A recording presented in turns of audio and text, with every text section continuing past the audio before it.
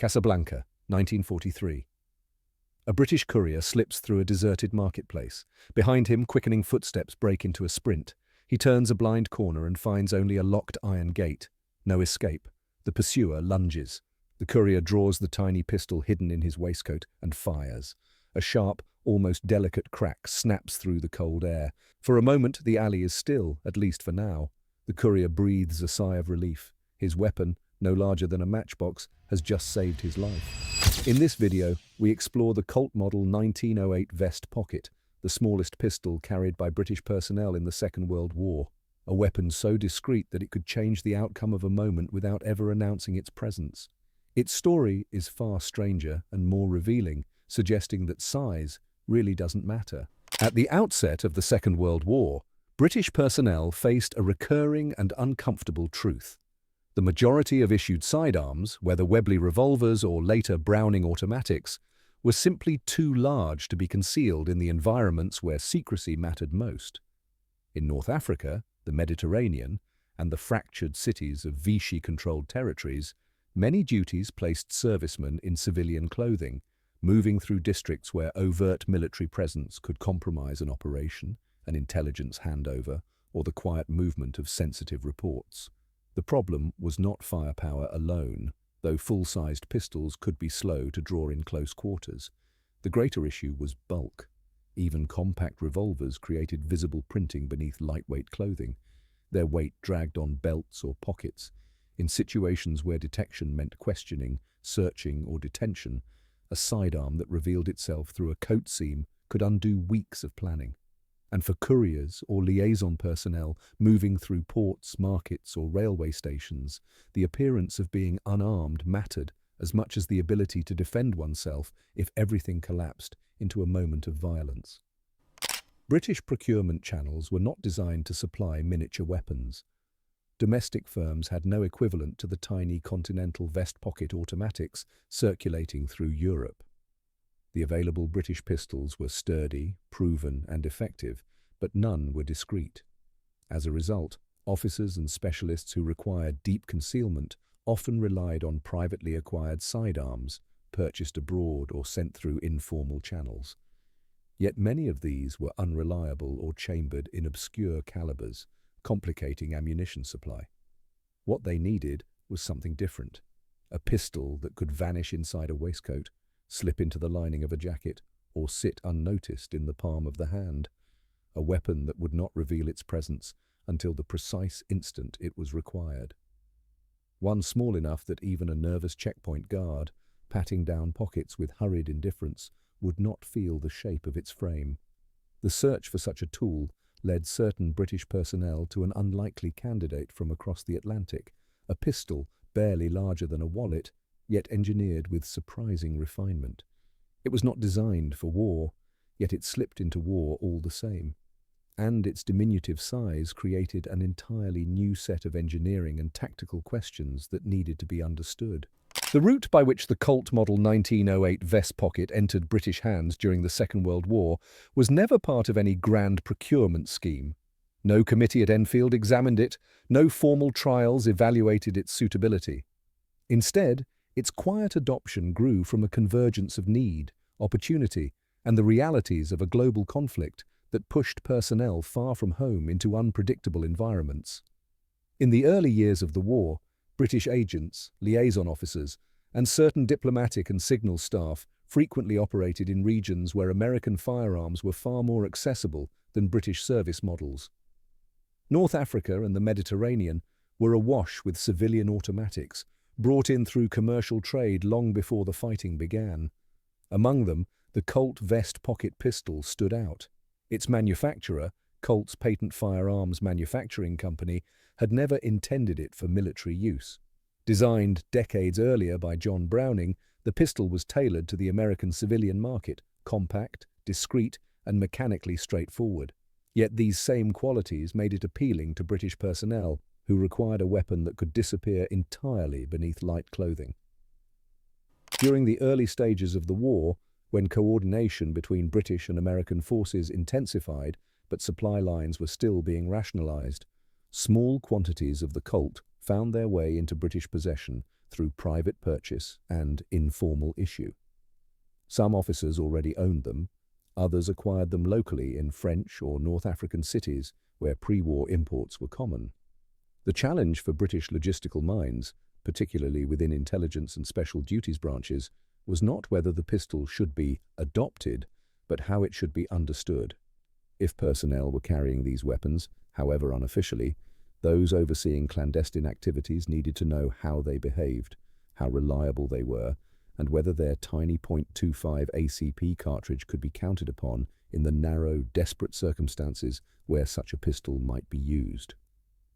While no surviving documents suggest formal testing programs specific to the Colt 1908, numerous records from the period indicate that small foreign pistols, including pocket automatics, were examined in workshops belonging to organizations such as the Inter-Services Research Bureau and Station Ying. These assessments were often pragmatic rather than exhaustive. Armourers catalogued foreign arms, field-stripped them, tested their safety features, and compared their construction to British expectations. From these examinations, a picture emerged. The Colt Model 1908 was not a robust service pistol. It was never intended to replace one, but what it offered, the ability to remain hidden when all other weapons could not, aligned perfectly with the demands placed on individuals whose work required them to blend into unfamiliar crowds. In a world where even the suggestion of being armed could result in detention, interrogation, or disappearance, the sheer invisibility of the Colt gave it a quiet relevance. Yet this tiny pistol also raised new concerns. Its handling characteristics differed markedly from the revolvers and automatics to which British personnel were accustomed. Its small grip required a different hold. Its safety features, though intricate, demanded understanding. Its cartridge was diminutive, raising questions about stopping power at the very moment when stopping power mattered most. Armourers and instructors needed to consider whether a weapon this small could be fired accurately under stress, and whether those who carried it understood both its strengths and its limitations. Still, the demand for deep concealment persisted, and whenever British personnel found themselves operating in cities where the lines between loyalists, collaborators, and occupying forces blurred, the practicality of a weapon that weighed scarcely half a pound became impossible to ignore. It was in this atmosphere, one defined by improvisation, urgency, and a global reshuffling of resources, that the Colt Model 1908 transitioned from a civilian curiosity to a tool of clandestine British work. What remained was to understand what precisely this tiny pistol was, and what set it apart from anything British armourers had previously encountered.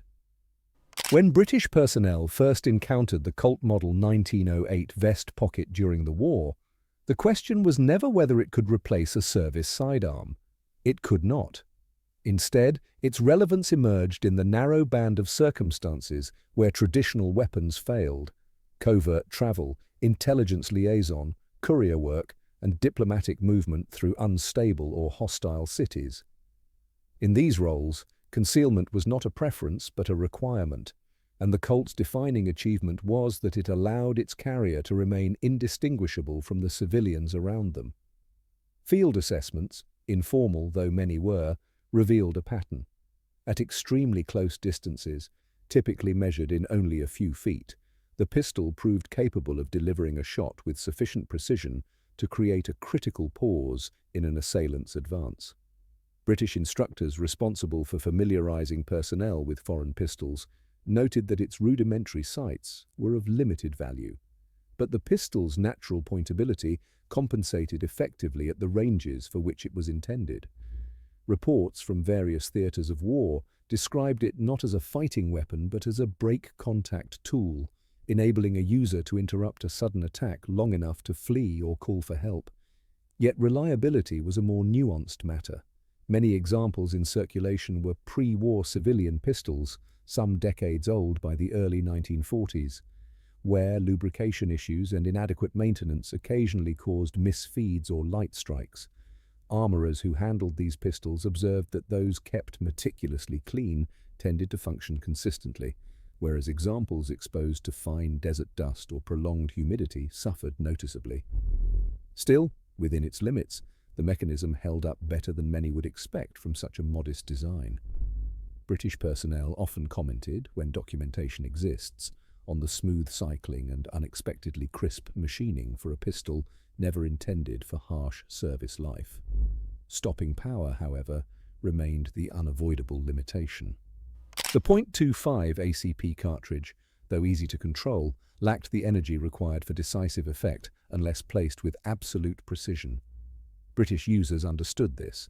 The pistol's purpose was not to engage in extended confrontation, but to create a fleeting advantage in a moment that would otherwise offer none.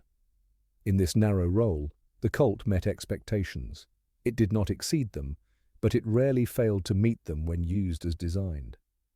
By mid-war, the expanding availability of other compact pistols, some chambered in 7.65 mm Browning or .380 ACP, began to offer alternatives with greater energy.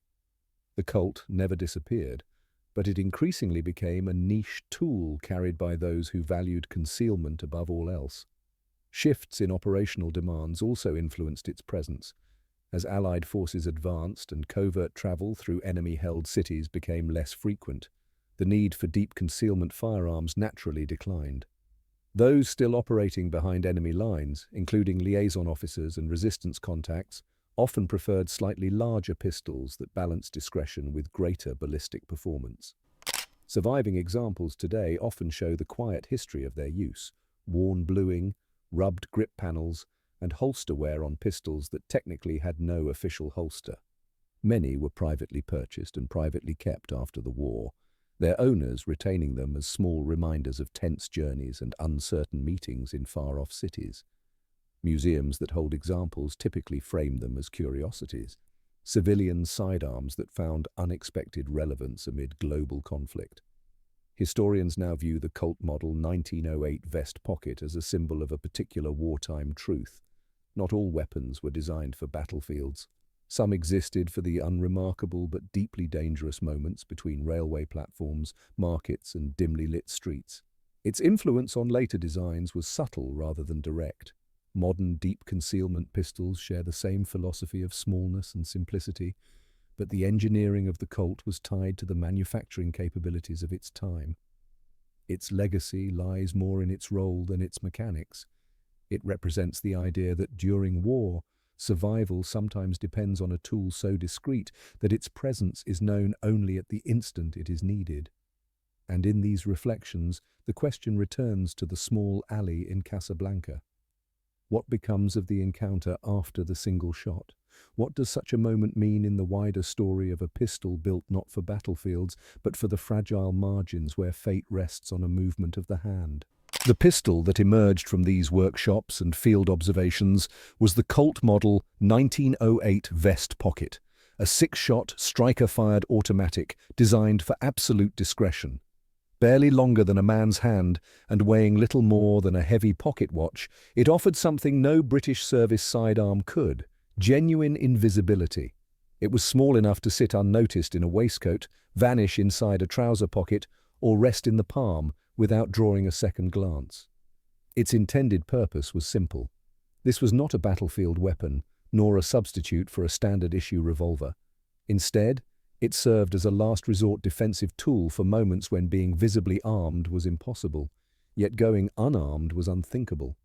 For personnel moving through unpredictable cities, Algiers, Casablanca, Tunis, Athens, the ability to carry a pistol that could not betray its presence was its defining advantage. But the true interest in the Colt lay not merely in its size, but in the engineering compromises required to make a functioning firearm so small.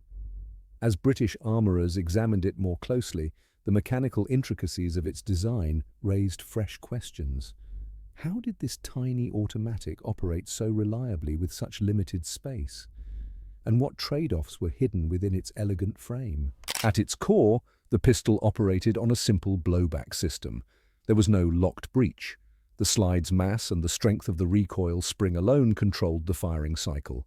In a full-sized pistol, this is straightforward, but miniaturization introduced new tensions. With so little weight in the slide, timing became delicate. Too much spring force and the pistol would struggle to cycle. Too little and the breech would open prematurely. Colt settled on an arrangement that allowed the .25 ACP cartridge, modest in energy, to function consistently without overstressing the small components. Armorers examining wartime specimens noted the smoothness of the cycle and the surprisingly firm engagement between slide and frame rails, which helped counter wear. One of the most distinctive engineering features was the separate striker mechanism, housed internally rather than exposed as a hammer. This allowed the pistol to remain exceptionally compact while providing a consistent firing stroke. The striker spring ran within a narrow channel, and although detailed factory drawings are limited, surviving examples show careful machining intended to prevent binding. The absence of a hammer also eliminated a protruding profile, reducing snagging when drawn from the close confines of a waistcoat pocket. A second notable detail was its suite of 3 safety systems, unusually elaborate for a pistol so small. These included a manual safety lever, a grip safety, and a magazine disconnect. The combination ensured that the pistol could be carried in a pocket, loaded and with a round chambered, while significantly reducing the chance of accidental discharge. British accounts from wartime armourers occasionally remark on the sophistication of these safeties, though not always favourably. The layers of interlocking parts required careful understanding, and some soldiers found the grip safety unfamiliar. Nonetheless, for a pistol intended to remain concealed until needed, the redundancy offered reassurance. Materially, the Colt was steel throughout, with hard rubber grip panels. Its flat-sided frame, minimal sights, and rounded edges were deliberate choices to prevent wear on clothing and enable fast, unobtrusive handling. The barrel was fixed to the frame by a simple retention lug, aiding accuracy at the very short ranges for which the pistol was designed. Stripping required rotating the slide into a specific position and lifting it free, fiddly for the uninitiated, but secure enough to withstand pocket carry in harsh climates. As for ergonomics, the limitations of miniaturization became apparent. The grip provided space for only 2 fingers, and the light frame offered little inertia to moderate recoil. Although the .25 ACP cartridge is mild, its impulse in such a small platform could make rapid follow-up shots difficult.